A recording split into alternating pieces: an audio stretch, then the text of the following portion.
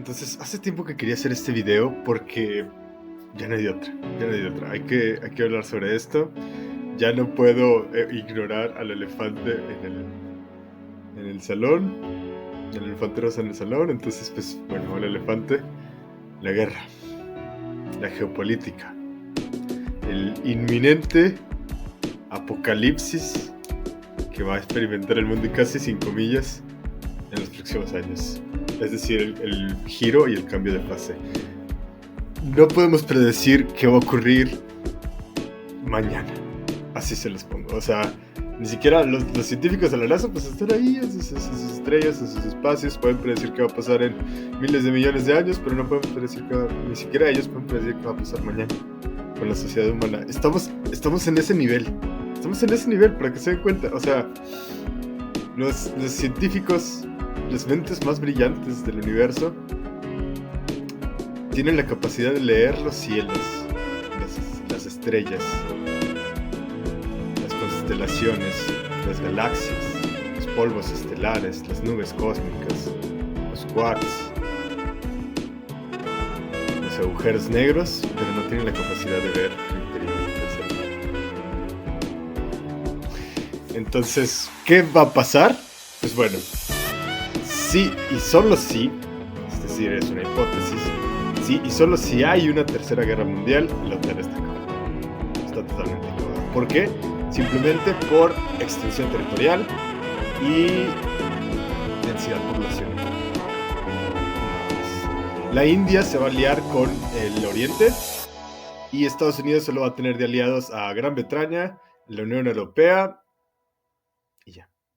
África está harta de la colonización europea. Toda Asia está harta de la colonización europea. América Latina está harta del imperialismo estadounidense. Entonces, ¿qué le queda a Estados Unidos? Estados Unidos, estamos hablando de la potencia militar más fuerte del planeta.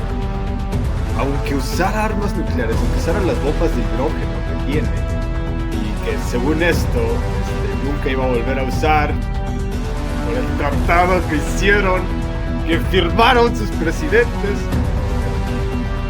Sabemos que pero vamos a hablar un poco de reacción-estímulo. Una cosa es el estímulo y otra la reacción. No pueden incitarte a golpear a una mujer. Tú tienes el estímulo del enojo. ¿Cómo reaccionas a esa reacción, a ese estímulo? Depende. No hay justificación. No hay justificación. Si tú violentas a una mujer, eso. Y no hay, bueno, o sea, hay una, para algo tenemos algo aquí, ¿verdad? Todos tenemos algo aquí, ¿verdad? Se llama cerebro.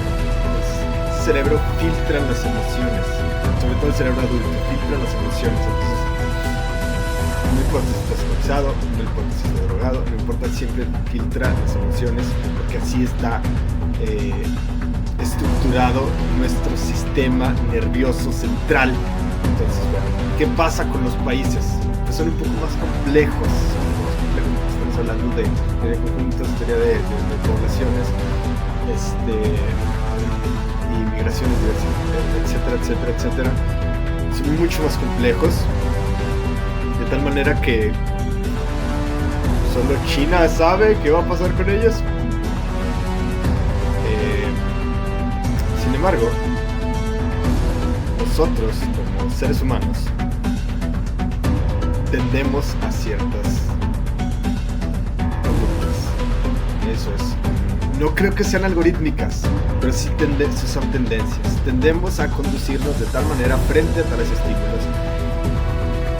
Y esas conductas, por ejemplo, pues el alcoholismo es una conducta que es una enfermedad, de hecho, que tiene su sintomatología, tiene toda su etiología y su estudio y sus síntomas y signos, etcétera, para describir por qué una persona es alcohólica. Bueno, eso se basa en tendencias. Se basa en tendencias de la dopamina, vete a saber, ¿no? Y así. Porque nuestro cerebro funciona así. Nos basamos la mayoría en tendencias conductuales, ya no en tendencias como las de Twitter, sino en tendencias conductuales. Entonces, lo que tendemos a hacer en el pasado, lo tendemos a repetir. Y eso es un hecho, por eso quiero conocer la historia, pero no repetirla, es... Estados Unidos no conoce su historia. Rusia no conoce su historia. China ha borrado su historia. India es la única que conoce. Japón se le haría obviamente con los occidentales, pero Japón es una isla, o sea, cualquier mínima bomba que pueda... De hecho, Japón y Rusia siguen en guerra desde 1914, entonces, 11 creo. Bueno, ¿qué pasaría? La OTAN está completamente destrozada y con ella la quinta parte de la población mundial. Estamos hablando de la quinta parte y si somos, vamos a decir para el momento de esto, 8 mil millones de personas, sí. Entonces estaremos hablando de aproximadamente muertos, menos, bajita la mano. Entonces, personas, ¿qué es una persona? Pues eres tú. La persona eres tú, ¿no? Muerto. Definitivamente, nosotros vamos a morir. Tú y yo vamos a morir. O sea, sí, definitivamente. O sea, si atacan a Estados Unidos, América Latina la lleva. Y si América Latina la lleva toda América. ¿Por qué ganaría Rusia? ¿Por qué ganaría una coalición entre estos países orientales? Porque simplemente por eso. Porque tienen, no porque tengan mejores armas nucleares, sino porque independientemente de que Estados Unidos utilice sus armas para destruir los puntos clave de Rusia, que es la opción más apocalíptica y más estúpida, pero un poco probable, sobrevivirían. Los rusos tienen la mayor extensión la mayor extensión territorial del mundo. Entonces no pueden destruirlos. No pueden destruirlos. Completamente no pueden destruirlos. Destruirían puntos claves, sí, pero los rusos son bárbaros, o sea, son demonios. Vivirían, saldrían hasta de las tierras, de las cucarachas, de las piedras, como diría Moisés, ¿no? Jesús en el... Saldrían hasta de las piedras, saldrían hasta de las rocas, de los hormigueros, vamos, de sus cuevas de osos, vamos. Y sí, pelearían con palos y piedras y pero pelearían, como decía Einstein. Pelearían hasta el final y ganarían. Al final ganarían, tanto China como Rusia, como etcétera. Al final ganarían. ¿Y qué significa eso para México? Pues la verdad es que yo pienso que son buenas noticias. No porque la guerra sea deseable de ninguna manera, sino porque pues nos libramos de nuestro capitán. Y México es después de Estados Unidos, es una potencia en América. Si nos aliamos con Rusia, que sería lo más inteligente, seríamos una potencia más grande.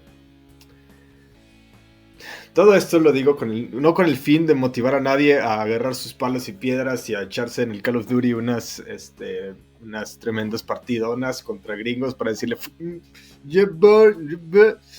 no, porque les digo esto para que se concienticen sobre lo que puede pasar y lo que puede pasar, porque nada de esto es seguro, nada de esto es ni nuevo, ni quizás probable, pero es posible. Entonces, voy a terminar con una frase que a mí me gusta mucho, que dice: la única forma de acabar la guerra no es acabar con nosotros mismos, es acabar con el miedo. Y el peor miedo es el miedo a lo desconocido.